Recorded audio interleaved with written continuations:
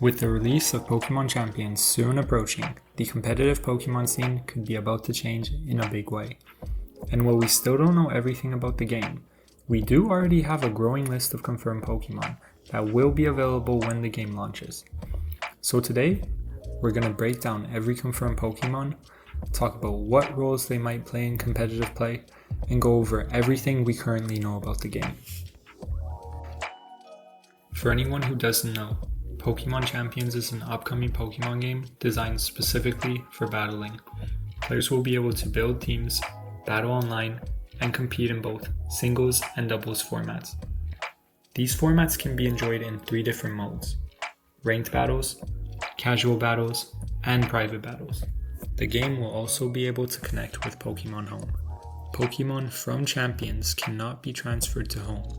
However, you can send Pokémon as visitors from Home to Champions. When visiting, a Pokémon can be trained and used in battle. However, if these Pokémon know moves not available in Champions, these moves will need to be changed before using them in battle.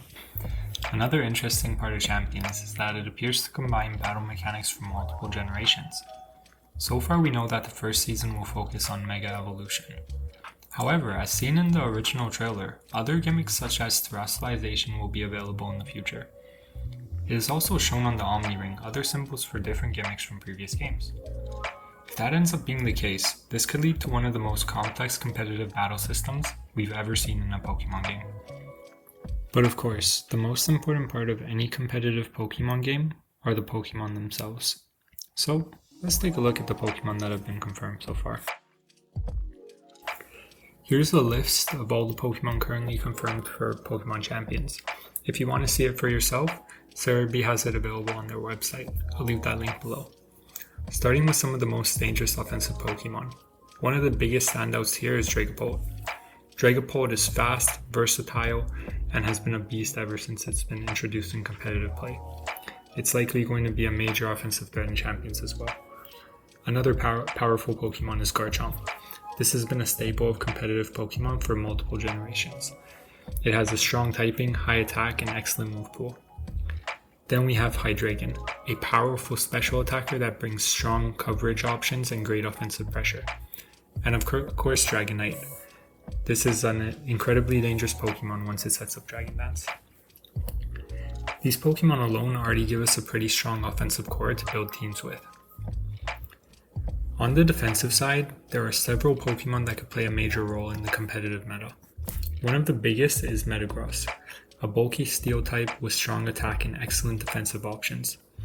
Steel types are always valuable in competitive play because of how many resistance they provide, and Metagross has the stats to back it up.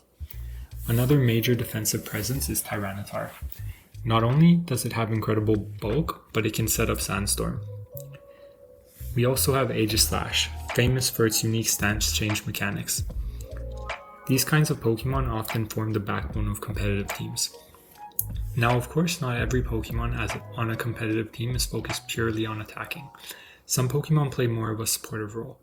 One of the biggest examples we see here is Incineroar, which has been one of the most dominant support Pokemon in competitive play for years. With abilities like Intimidate, access to moves like Fake Out and Parting Shot, Incineroar is incredibly useful for controlling the pace of battles. We also have Talonflame, which provides speed control with Tailwind, and Oranguru, who can set up Trick Room. Support Pokemon like these often end up being just as important as the main attackers.